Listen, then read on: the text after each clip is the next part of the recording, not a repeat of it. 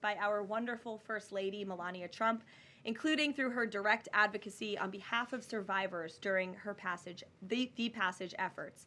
The Take It Down Act criminalizes the publication of non-consensual intimate imagery and requires social media and similar websites to remove such content within 48 hours of notice from a victim. The First Lady thanks all those who voted in favor of this important legislation, and the President looks forward to signing it when it arrives on his desk. Today officially marks 100 days of promises made and promises kept by President Trump. This has truly been the most historic start to a presidency in American history. After building the greatest economy in the world in his first term as president, President Trump is in the process of doing that all over again. The American people create jobs and innovate, and President Trump's efforts are working. 345,000 jobs have already been added since the start of President Trump's term. Last month's jobs report saw nearly 100,000 more jobs than economists predicted, and it was the fourth highest month for private payroll growth.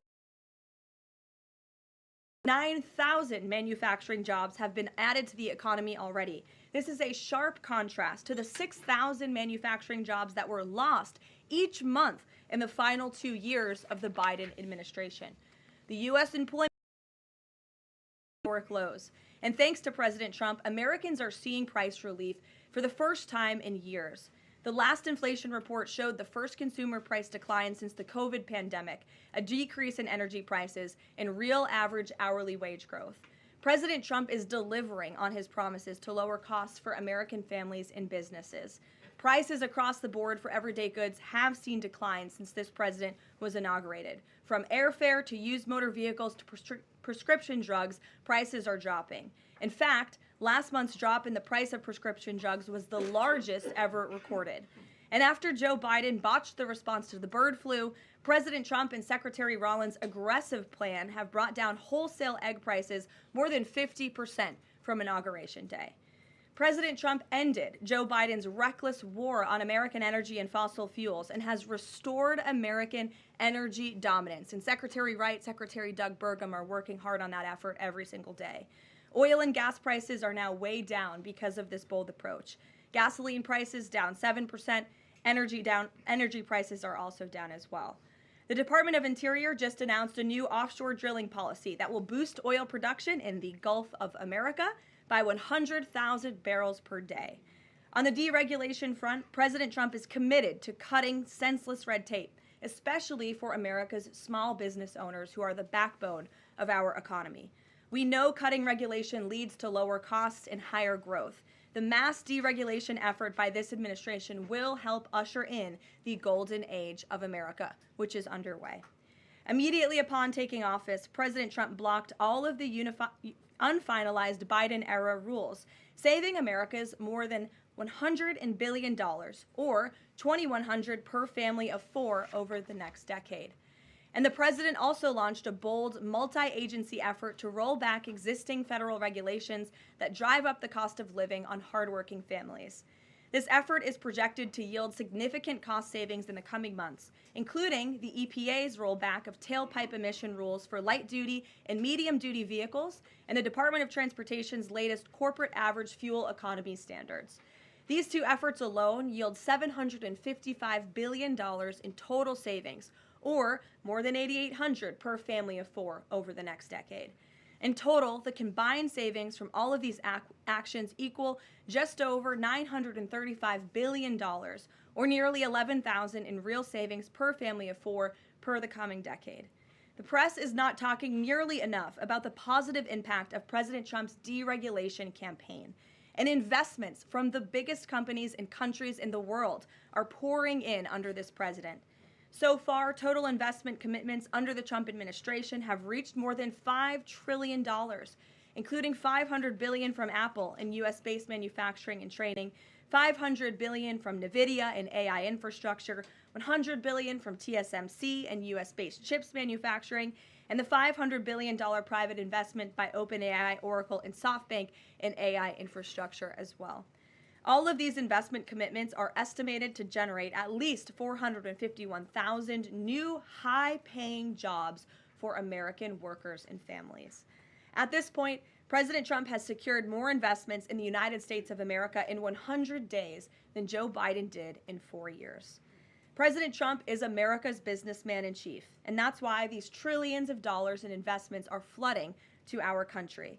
The business community is bullish on America because President Trump is back in charge. Tomorrow, the president will host CEOs and leaders from several companies that have made these investments to tout their historic commitments to our country and encourage others to follow suit. Under President Trump, there has never been a better time to invest in America. And the president finally said enough is enough and refused to allow America and our workers to be ripped off any longer on trade. President Trump implemented powerful tariffs to end the era of economic surrender and to rebalance America's trading agreements. More than 100 countries have already come to the table looking to offer more favorable terms for America and our people. There has never been a president who has created his own leverage like this president, and we are just getting started. Republicans in Congress are getting very close to passing President Trump's One Big Beautiful Bill, which will include the largest tax cuts in American history, strong border security measures, major military advancements, dramatic deregulation, and common sense spending reforms. As President Trump has said before, the best is yet to come.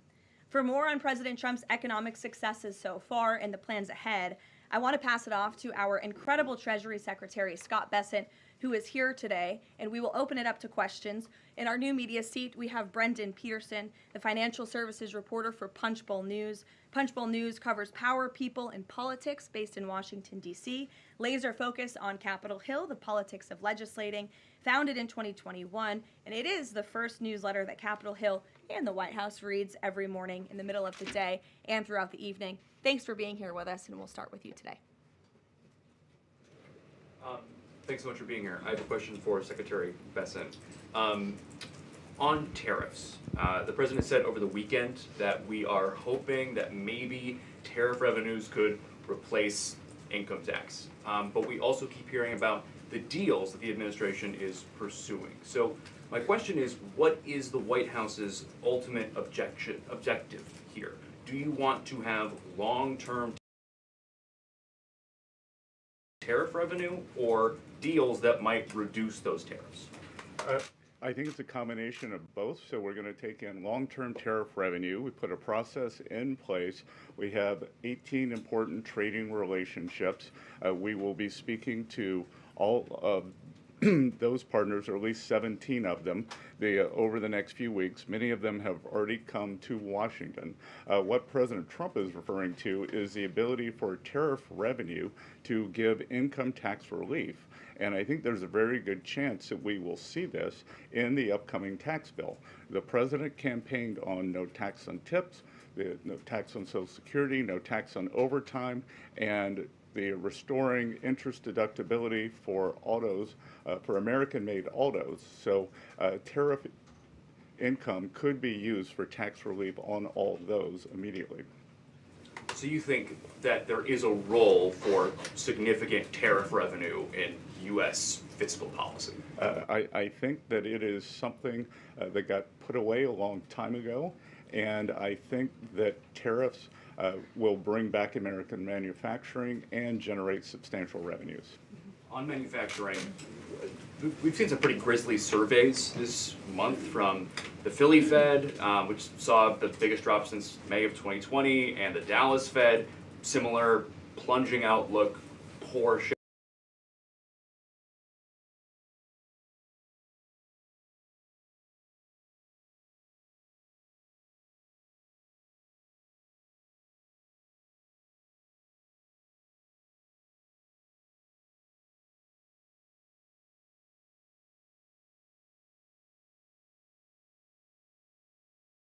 orders.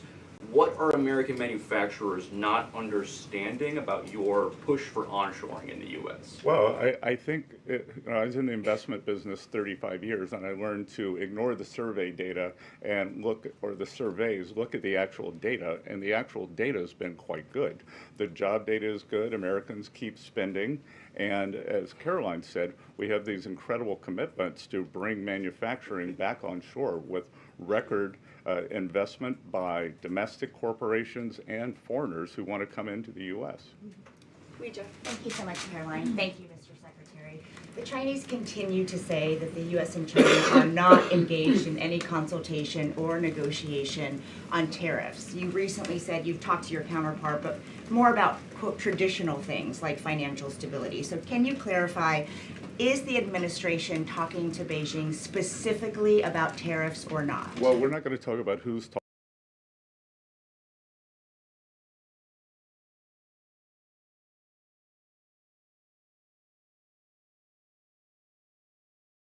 talking to whom, but I think that over time we will see that the Chinese tariffs are unsustainable for China. I've seen some very large numbers over the past few days that show if these numbers stay on, Chinese could lose 10 million jobs very quickly, and even if there is a drop in the tariffs, that they could lose 5 million jobs. So remember that we are the deficit country. They sell almost 5 times more goods to us than we sell to them. So the onus will be on them to take off these tariffs. They're unsustainable for them. And they are saying you guys are not talking about it. So is that true? Look, they have a different form of government. They're playing to a different audience. So I'm not going to get into the nitty-gritty, again, of who's talking to whom. But as I said, I believe for the Chinese, these tariffs are unsustainable. And very quickly, 2 days ago, you said you didn't know if President Trump had spoken to Xi Jinping. Do you know now? Again, I would say Caroline House running the switchboard in one of them. Bloomberg, go ahead. Secretary Bessent, thank you so much for being here this morning. You've talked about the importance of giving investors certainty when it comes to the market, yet the Trump administration is continuing to negotiate several complex trade deals in a very sort of compressed time frame. When do you expect you'll be able to give the market some certainty around those deals? Do you have a deadline? Is it the 90-day pause? What are we looking at here? Good question. And I think one thing that has been a little disconcerting for the markets is, President Trump creates what I would call strategic uncertainty in the negotiations. So he is more concerned about getting the best possible trade deals for the American people. We had 4 years of bad deals for decades of unfair trading, and we are going to unwind those and make them fair. What we are doing is we've created a process. I think the aperture of uncertainty will be narrowing, and as we start moving forward announcing deals, then there will be certainty.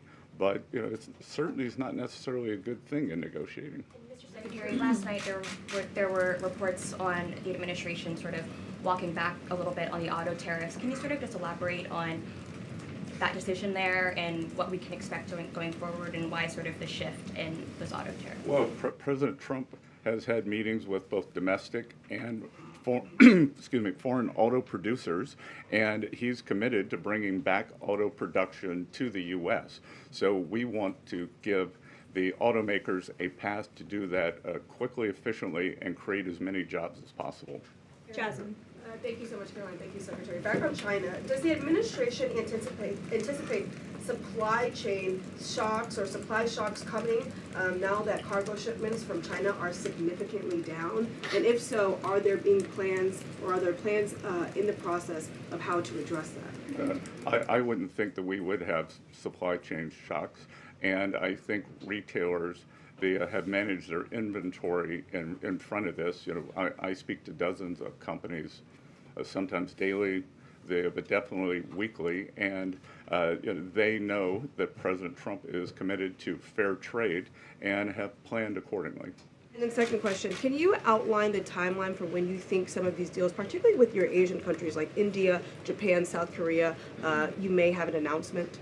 I'm glad you brought up our Asian trading partners and allies. They have been the most forthcoming in terms of doing the deals.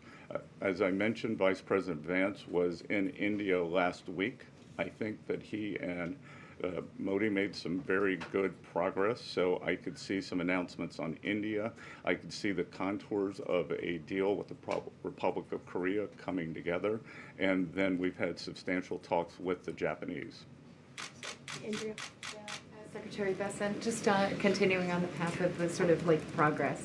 You said yesterday, I think, that it was could happen as early as this week or possibly next week, and give us a bit of a timetable. And then I wanted to ask about South Korea specifically. They've said that they probably won't be able to make a comprehensive deal until early July because of their elections. Japan also has elections. And to what extent are domestic factors complicating your efforts? Canada just had an election. You know, are you seeing that you? I'm sorry. Did you have a comment on whether it's something could happen this week or next week?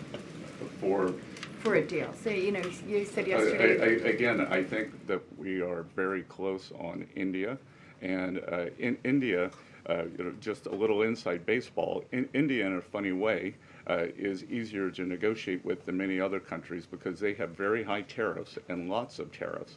So it's much easier to confront the direct tariffs when, as we go through these unfair trade deals that have been put in over decades, that the non-tariff trade barriers can be much more insidious and also harder to detect. So a country like India, which has the posted and ready tariffs, it's much easier to negotiate with them. So, I think the India negotiations are moving well. Sean, go ahead. Hi, Mr. Secretary. So it was reported this morning that Amazon will soon display a little number next to the price of each product that shows how much the Trump tariffs are adding to the cost of each product. So isn't that a perfect crystal clear demonstration that it's the American consumer and not China who is going to have to pay for these policies? I will take this since I just got off the phone with the president about Amazon's announcement. This is a hostile and political act by Amazon. Why didn't Amazon do this when the Biden administration hiked inflation to the highest level in 40 years? And I would also add that it's not a surprise because, as Reuters recently wrote, Amazon has partnered with a Chinese propaganda arm. So this is another reason why Americans should buy American. It's another reason why we are onshoring critical supply chains here at home to shore up our own critical supply chain and boost our own manufacturing here. Is Jeff Bezos still a Trump supporter? Look, I will not speak to the president's relationships with Jeff Bezos, but I will tell you that this is certainly a hostile and political action by Amazon. And Secretary, if you have anything to add. Yeah, I would also add that the bringing down the terrible Biden inflation has been a priority for the first 100 days of the Trump administration, and President Trump has done a great job of leading that since January 20th. Interest rates, mortgage rates are down, gasoline and energy prices are down. We're expecting the further decreases. And as Karoline said, the big tax on consumers that goes unnoticed is deregulation or regulation, and we are deregulating and bringing that down. So, from a household income point of view, we would expect real purchasing increases. We've seen them over the first 100 days, and we would expect that to accelerate. We are doing peace deals, trade deals, tax deals, and deregulating. And the deregulation is a longer lead time, but I think by the third and fourth quarters, that's really going to kick in. Kelly, go ahead. Thank you, Caroline. A question for you and Secretary Bessent. We talk a lot about volatility and uncertainty in the marketplace, and the president has stated all along that he's more concerned about mainstream America, the American worker. You just talked about deregulation, and the president has stated all You just talked about deregulation and this entire fair trade and reciprocals. What is your message to the American people in terms of disturbance and the outcome being greater and a greater good for the American worker, the American people, the American families? I would say trust in President Trump. There's a reason he was reelected to this office. It's because of the historic success of his economic formula in the first term, and as I laid out at the beginning of the briefing and the Secretary has talked about, and the President talks about every day, there's a proven formula that works. Massive deregulation, energy independence, and tax cuts, which are coming. And the Secretary is working very hard on that with our counterparts on Capitol Hill. If you want to talk about that, that's a huge deal to put more money back into the pockets of hardworking Americans. As for the fair trade deals the president is trying to negotiate, he's not just righting the wrong of the mess that he inherited from the past 4 years of the Biden administration. This is a mess that has been created for the past 4 decades, that has sold out the middle class, that has moved jobs overseas. You think about our heartland, middle America, what towns used to look like, what they look like today. President Trump wants to restore the golden age, and it's a process to do that. And that process is underway, but he's put together a fantastic trade team. Secretary Bessent, Secretary Lutnick, Jamieson Greer, all working incredibly hard on this effort 24/7. But tax cuts are coming, and that's key. And Mr. Secretary, why don't you talk a little bit about that? Yep. So it's really a three-legged stool in the economic policy. It's trade, it's tax, and it's deregulation. So we are in the midst of addressing, as Caroline said, these long-term trade imbalances. The tax bill is going much better than I would have thought when I took office on January 28th, and that's through President Trump's leadership. That Speaker Johnson, Leader Thune are united. Speaker Johnson, we had a very good meeting yesterday with something called the Big Six, NEC Director Kevin Hassett, myself, Speaker Johnson, Leader Thune, Committee Chairman Jason Smith, and Senator Crapo. And the tax bill is moving forward. It is going to give permanence to the 2017 Tax Cuts and Job Act, which will, back to the question on certainty, it will give American business certainty, it will give American people certainty, and then President Trump is also adding the things for working Americans that is talked about earlier: no tax on tips, no tax on overtime, no tax on Social Security, making auto payments deductible. So that will substantially address the affordability crisis. And the other thing that I would note, and back to data, is that the Vanguard, one of the largest money management firms in America, said that over the past 100 days, 97% of Americans haven't done a trade, and in fact, individual investors have held tight while institutional investors have panicked. So individual, again, the goal here is to bring back the high quality industrial jobs to the U.S. President Trump is interested in the jobs of the future, not the jobs of the past. We don't need to necessarily have a booming textile industry like where I grew up again, but we do want to have precision manufacturing and bring that back. And another important, very important function of this that does not get talked about enough is national security. President Trump, his overriding the concern and belief is that economic security is national security is economic security. And we saw during COVID that our supply chains got cut off. And we need to bring back a lot of those supply chains, whether it's in semiconductors, medicines, the steel, and we have to onshore those. So it's a combination of making trade free and fair and remedying this gaping national security hole that he was left with. If I could on China. I would just add, Megan, the president will sign the executive order on auto tariffs later today, and we will release it as we always do. Go ahead. Secretary, any updates on the negotiation with the European Union, and is it hard to negotiate with the European Union? Pardon? Do you have any updates on the negotiation with the European Union? I'm more involved in the Asian negotiations. My observation would be, goes all the way back to Henry Kissinger's statement, when I call Europe, who do I call? So we're negotiating with a lot of different interests. Some of the European countries have put on an unfair digital service tax on our big internet provider. France and Italy, other countries, Germany and Poland, don't have that. So we want to see that unfair tax of one of America's great industries removed. So it's going to be a give and take. So they have some internal matters to decide before they can engage in an external negotiation. Edward. Yeah, thanks, Caroline. Mr. Secretary, so contacts I have in the business community say that they're basically frozen for long-term investment because of the uncertainty around tariffs. How long do you think President Trump has to make a deal before there's damage to the economy? Look, I think that what we're seeing is that business leaders, they've gone into a pause and I think we're going to give them great certainty on this tax bill. And I think over the next couple of weeks, as I said, we have 18 important trading relationships. We'll put China to the side. 17 they are in motion. And then, as I said yesterday, I think there's a very good chance we're going to get this tax bill done.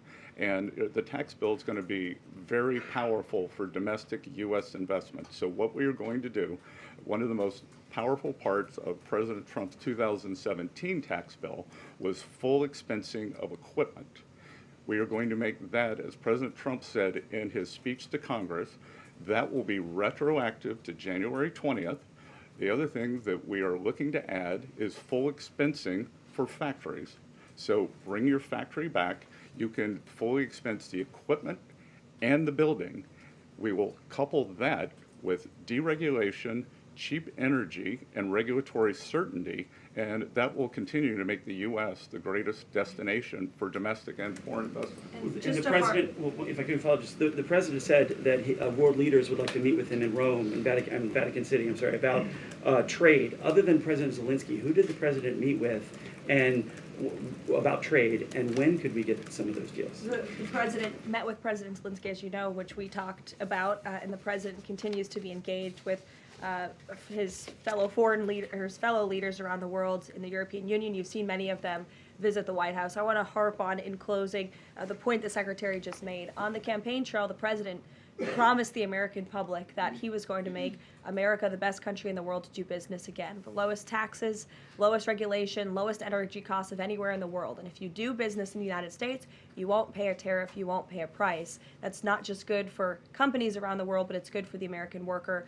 That's what this team is focused so hard on every day. We have work to do. The golden age of America is underway. But as I pointed out in the beginning, there's a lot of reason for the American consumer, the American CEO, the American small business owner to be confident and optimistic about this president and where we're headed. So you will hear more from the president himself later this evening. He is traveling to Michigan, as you all know. He'll make a stop at the Air Force Base with Governor Whitmer, and then we will head to a rally tonight where you'll hear more from him directly. So we'll see you in Michigan. Thank you, guys. Thank you.